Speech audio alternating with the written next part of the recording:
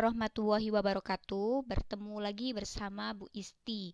Nah, untuk kali ini Ibu akan membahas tentang kerucut terpancung. Apa sih itu kerucut terpancung? Kerucut terpancung ialah kerucut yang bagian atasnya dipotong. Jadi bentuknya seperti ember terbalik. Bisa kita lihat di gambar. Dia itu bentuknya seperti ember terbalik ya. Nah, untuk mencari volume kerucut terpancung, rumusnya sepertiga kalikan pi kalikan T. T-nya itu berarti tinggi kerucut terpancung, dikalikan dengan jari-jari lingkaran besar dikuadratkan, ditambah jari-jari lingkaran besar kalikan jari-jari lingkaran kecil, ditambah jari-jari lingkaran kecil dikuadratkan. Ingat-ingat ya rumusnya. Kita langsung contoh saja ya. Pada suatu hari, Pak Budi melakukan syukuran rumah baru. Pak Budi memesan sebuah tumpeng. Tumpeng tersebut memiliki diameter 36 cm dan tinggi 24 cm. Namun, di awal acara Pak Budi memotong bagian atas tumpeng tersebut secara mendatar setinggi 8 cm. Berapakah luas permukaan dan volume dari tumpeng yang tersisa? Jadi, bentuk awal dari tumpengnya adalah kerucut. Namun, dipotong tumpengnya bagian atasnya oleh Pak Budi. Jadi, bentuk akhirnya kerucut terpancung. Dengan tinggi mula-mula kerucut itu 24 cm, dipotong setinggi 8 cm. Dan diameter kerucutnya itu 36 cm. Nah, kita akan mencari luas permukaan dan volume tumpeng yang tersisa. Kita dimulai dari volume dulu ya. Untuk rumus volume itu kan sepertiga pi kalikan T dikalikan R besar ya, berarti jari-jari lingkaran besar dikuadratkan ditambah jari-jari lingkaran besar dikalikan jari-jari lingkaran kecil ditambah jari-jari lingkaran kecil dikuadratkan. Jadi di sini kita butuh jari-jari lingkaran kecilnya. Ya, jadi kita mencari R-nya dulu, R kecilnya. Dengan cara apa, Bu? Nah, kita bisa lihat ya. Di sini antara tinggi kerucut kecil dengan tinggi kerucut besar, R kerucut kecil dengan R kerucut besar, dia membentuk kesebangunan. Dengan tinggi kerucut kecil 8, tinggi kerucut besarnya 24 ya. Jari-jari kerucut besarnya 18 itu 36 bagi 2 ya. Nah, kita akan mencari jari-jari kerucut kecilnya. Kita misalkan X. Maka persamaannya menjadi 8/24 ya. Tinggi per tinggi sama dengan R per R ya. 8/24 sama dengan X per 18. Nah, kita menggunakan perkalian silang. Jadi, X-nya sama dengan 8 dikali 18 bagi 24. Nah, bisa disederhanakan 8 dengan 24. Coret-coret 3 ya. 18 dibagi 3 berarti 6. Jadi, R-nya atau jari-jari kerucut kecilnya adalah 6. Kita bisa langsung mencari volume. Volume tumpeng itu sama dengan volume kerucut terpancung, maka rumusnya masih ingat ya. Nah, kita masukkan saja sepertiga dikali pi. Di sini pi-nya menggunakan 3,14 ya, karena bukan kelipatan 7. Dikalikan tinggi, tingginya di sini tinggi kerucut terpancung, berarti 24 dikurangi 8. Berarti 16 ya. Dikalikan dengan R besarnya 18 kuadrat ditambah 18 dikali tadi R kecilnya 6 ditambah R kecil kuadrat 6 kuadrat. Nah, sama dengan kita hitung yang di dalam kurungnya dulu 18 kuadrat 324 ditambah 18 kali 6 108 ditambah 6 kuadrat 36. Nah, sama dengan ini hasil yang di dalam kurungnya 468. Nah, kita bisa sederhanakan perhitungannya. 468 dikalikan sepertiga atau 468 bagi 3 menjadi 3,14 kali 16 kali 156, sehingga hasil akhirnya adalah 7.837,44.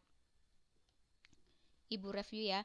Jadi sepertiga kali pi t, t-nya ingat ya, ini kerucut tinggi kerucut terpancung ya. Untuk r besarnya berarti dia jari-jari lingkaran besar ditambah jari-jari lingkaran besar kali jari-jari lingkaran kecil ditambah jari-jari lingkaran kecil dikuadratkan. Ingat saja itu ya. Lanjut ke luas. Sebelum mencari luas permukaan kerucut terpancung, kalian harus mencari panjang garis pelukis terlebih dahulu. Nah, di sini kalian harus mencari panjang garis pelukis kerucut besar dengan kerucut kecil. Nah, untuk mencari garis pelukis, kalian masih ingat ya rumus Pitagoras? Nah, untuk kerucut besar, di sini tingginya 24, jari-jarinya 18. Maka S-nya adalah akar dari 24 dikuadratkan ditambah 18 kuadrat.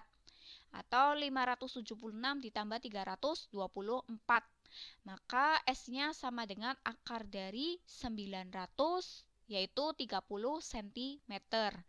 Nah, selanjutnya mencari panjang garis pelukis kerucut kecil. Dia itu tingginya 8 cm. R-nya tadi 6 ya.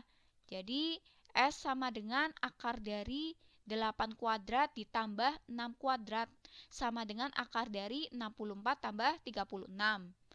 Yaitu akar dari 100 atau 10 cm.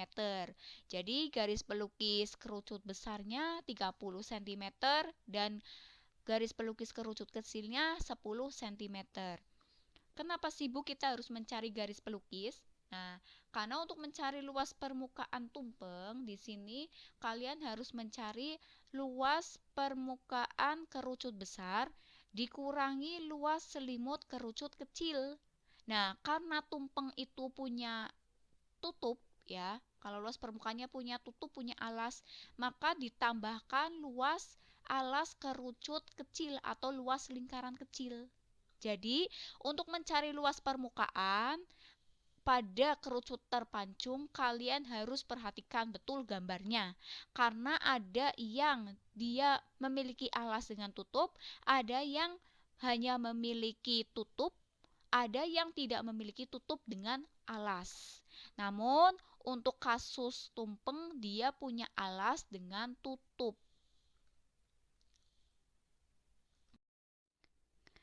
Nah, untuk mencari luas permukaan tumpeng, tadi luas permukaan kerucut besar dikurangi luas selimut kerucut kecil ditambah luas alas ya, kerucut kecil. Untuk yang luas permukaan kerucut besar, rumusnya PR kalikan R plus S. Tadi jari-jari lingkaran besarnya 18 cm dan S-nya adalah 30 cm. Maka sama dengan 3,14 pi-nya ya, karena R dan S-nya bukan kelipatan 7. 3,14 dikali 18 dikalikan. Tadi R-nya 18 plus S-nya 30. Maka 3,14 kali 18 kalikan tadi hasilnya 18 plus 30 itu 48, ketemu 2712,96. Ini luas permukaan kerucut besar. Sekarang mencari luas selimut kerucut kecil. Rumusnya pi kalikan R kalikan S. R-nya tadi berapa? 6, S-nya 10 ya. Jadi 3,14 dikali 6 kali 10 ketemu 188,4.